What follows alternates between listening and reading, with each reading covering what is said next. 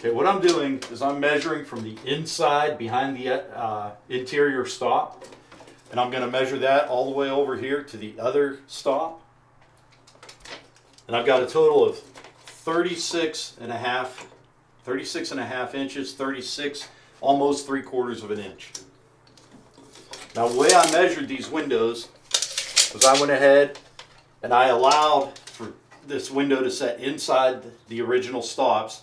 So I made it at 36 1/8 inches. So that'll give me a little bit of room to put the window in, and it'll get me behind the original stops. Now to measure the height of this window, I was able to get the window open so I could go right down onto the sill.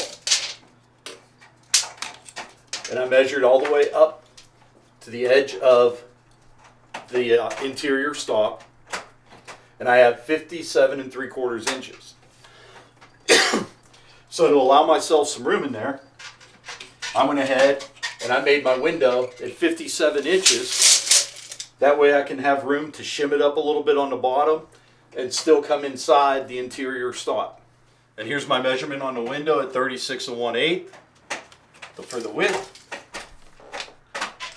And the height of this window is 57 inches exactly. So I know that this window will definitely fit into that opening.